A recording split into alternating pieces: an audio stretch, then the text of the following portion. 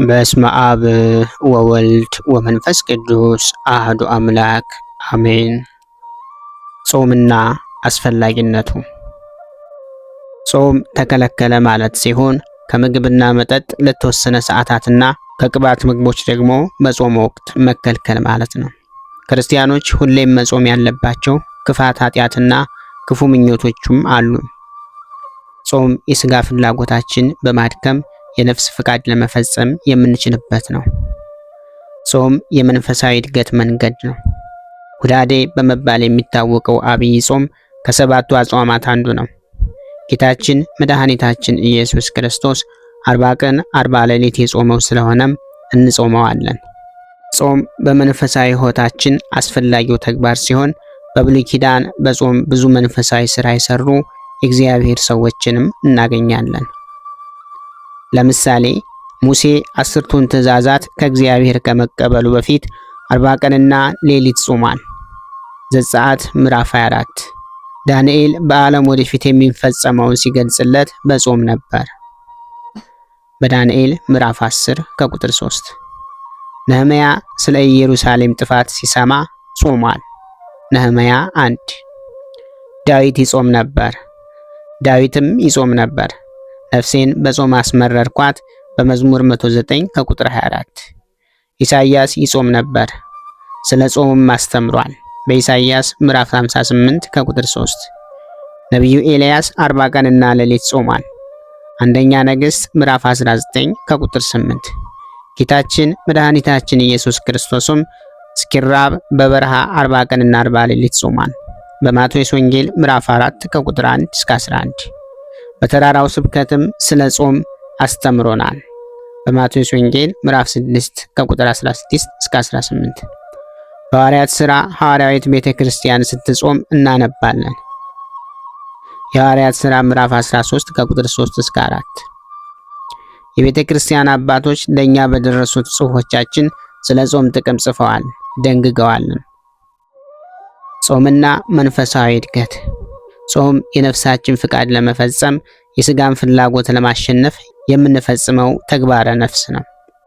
በሕይወታችን በሥጋ ክፉ አምሮትና መንፈሳዊነት መካከል ትግል አለብን።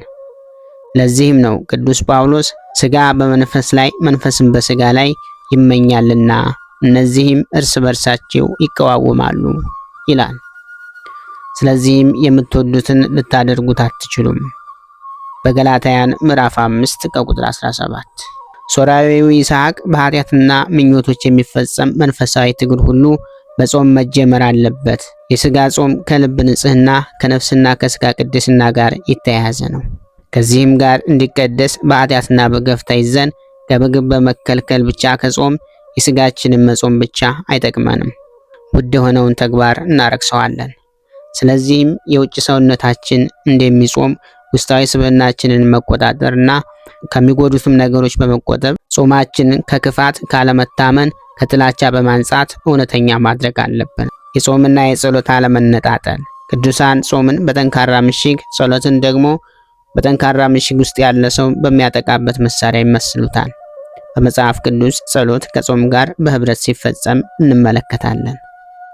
የነነዌ ሰዎች ጾም፣ የአስቴር ጾምና አይሁድ ከጥፋት ለመዳን የጾሙት ጾም ሁሉ ከጸሎት ጋር ነበረ። ውጤቱም ጾም ከጸሎት ጋር ያለውን አንድነት ማሳያ ነው። ጾምና ምጽዋትም አይነጣጠሉም። ጾም ከፍቅርና ቸርነት ጋር የተያያዘ ነውና ጿሚዎቹ ሲራቡ ለድሆች የሚበሉት፣ ለሌላቸው በጾም የተውትን ምግብና ሌላም ለነዳያን የሚያስፈልገውን ይመጸውታሉ። እግዚአብሔርም ለነቢዩ ኢሳይያስ እኔ የመረጥኩህ ጾምህ አይደለምን?